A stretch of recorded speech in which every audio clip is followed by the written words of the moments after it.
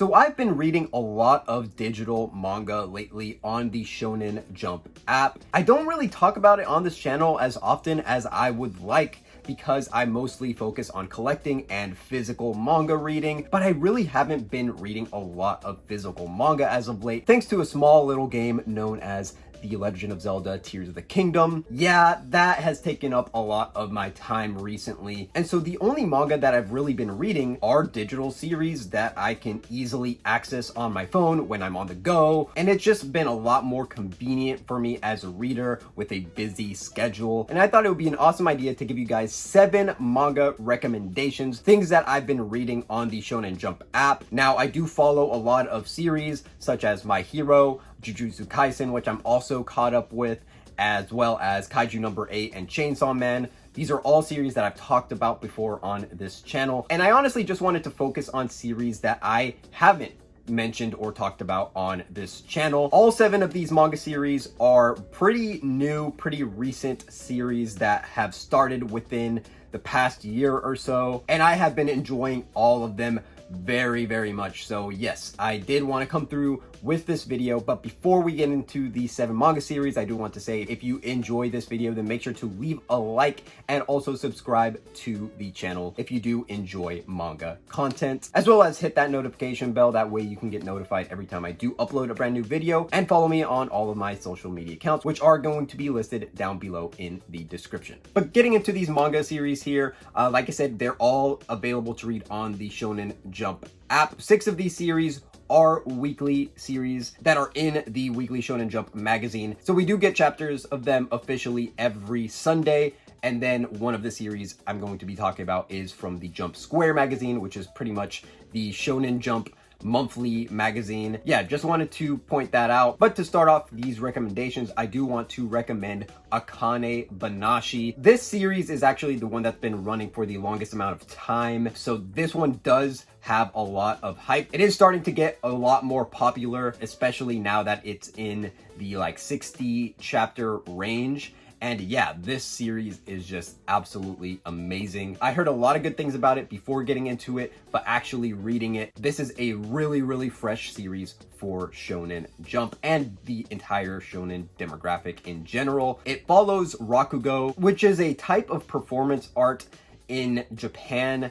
So this is a new concept that I really did not know anything about before reading this series, and I think that could be the same for a lot of you guys. Don't let the subject matter scare you off from trying the series out. I would recommend this especially to anyone who likes sports manga, because it gives me some similar vibes. There is a lot of competition, there's a lot of rivals in this series, but the thing that sets the series apart is Akane herself, the main character. She is just an amazing character. I think that the pacing of the series is perfect. I still haven't read a bad chapter of Akane Banashi. And yeah, just the way that it's written is just done so well. And the art in the actual like Rakugo segments of the series is just absolutely amazing. I love the tournaments and the competitions. And yeah, there's really nothing bad I could say about this series. We actually do have confirmation of the series getting a physical release over here in the West from Viz Media, so that is very exciting. I cannot wait to have a physical volume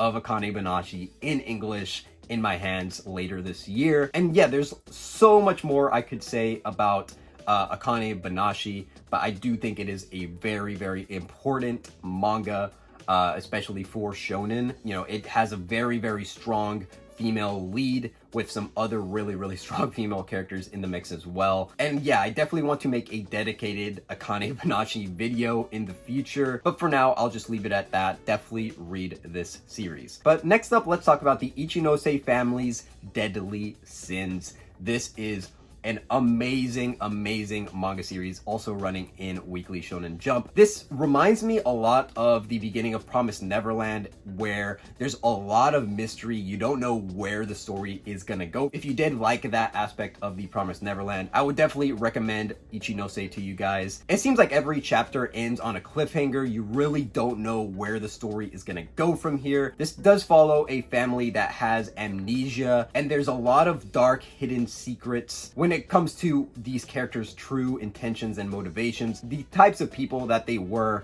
you know, before they lost their memory. It's really, really intriguing, really interesting. And again, it's really hard to describe this series, but it is so unique and fresh for Shonen Jump. This is a true psychological mystery series, but it's still within the shonen formula, which I find to be really, really intriguing. And again, this one is one that does tug at your heartstrings a bit. It's definitely a series that hits you in the feels a lot. So if you like some psychological thrillers such as Goodnight Poon Poon and really just anything by Shuzo Oshimi, then I definitely think that you would enjoy the series. Now, just so you guys know, this is nowhere near as dark or as twisted or as, you know, messed up as, you know, Goodnight Poon Poon or anything by Oshimi. Definitely not as depressing either, but it does have those vibes within the shonen formula, so I do really, really enjoy it. But moving on here, we do have a series that recently started, and it's called Do Retry. Finally, another sports manga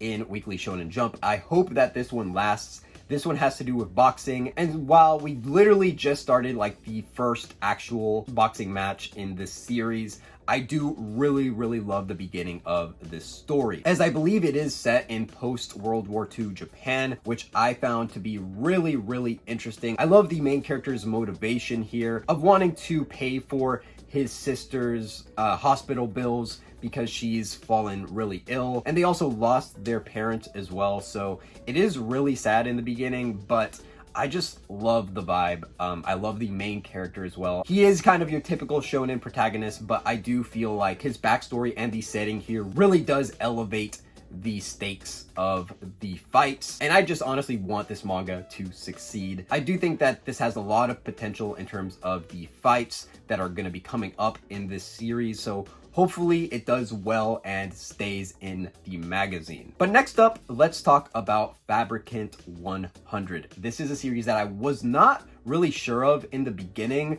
but as it's gone on, man, this is one of my favorite weekly reads. I really, really do love this series. It is a battle shonen, but it does feel unique. It feels different. I love that it's not set in modern times. I think that really gives it a different vibe. And this story revolves around these beings known as Fabricants, which basically come from this like mad scientist type character who's trying to create the ideal human, and his magnum opus creation is Fabricant 100, who is portrayed as this really, really badass female lead character, and she's traveling alongside our main character of Ashibi, who is this young kid whose bloodline is very special to the Fabricants. All of the Fabricants are going after Ashibi for his body, and it just kind of goes from there. I don't know if I described it well enough to you guys, but I definitely say give this series a shot.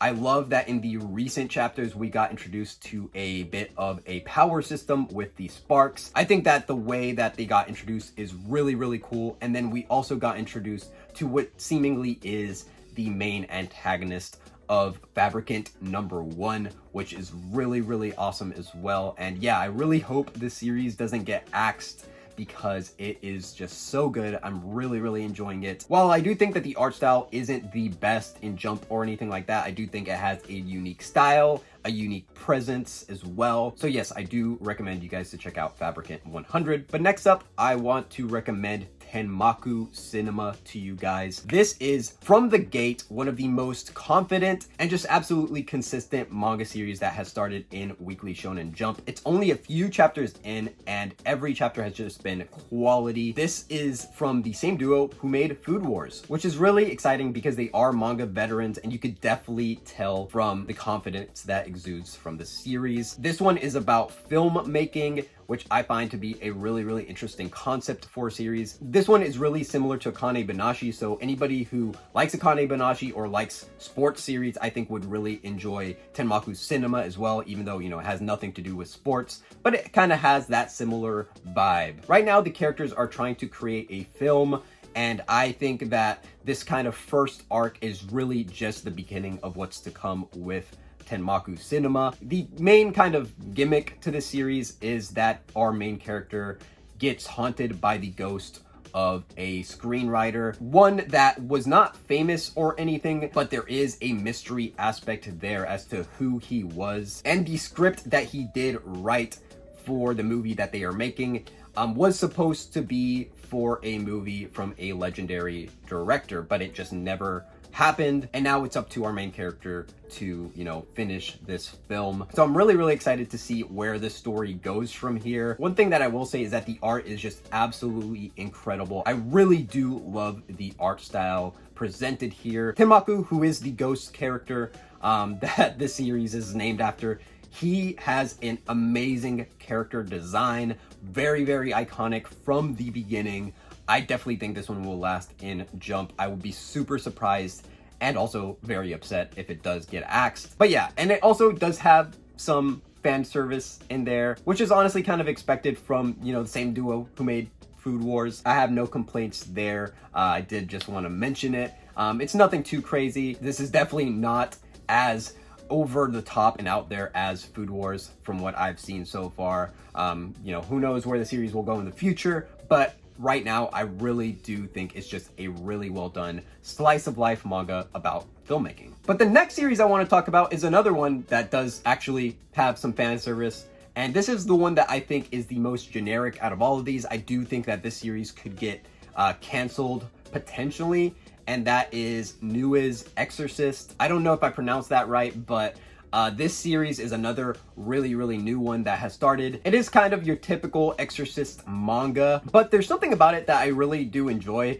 We got introduced to this new girl character that I really do like. And while I do think that the main character has a long way to go in terms of development, I do like this series for what it is. I do think that the art is really nice. I think that while the premise does have some room to grow, I do enjoy it. Yeah, I'm just going to be following this one, seeing where it goes. I do enjoy it, but again, not anything we haven't seen before, but I did want to shout it out in this video. But getting into the last manga series I do want to talk about for this video, it is Gokurakugai. This is the series that I referred to previously being in Jump Square, so this one does have a monthly release schedule, but man, this is one of the most exciting shonen series to come out as of late. This one doesn't really reinvent the formula at all, but the art here and just the characters and the whole vibe of the story is just absolutely perfectly suited to my taste. I love how edgy it is. I love how lovable these characters are so far. The main duo in particular is just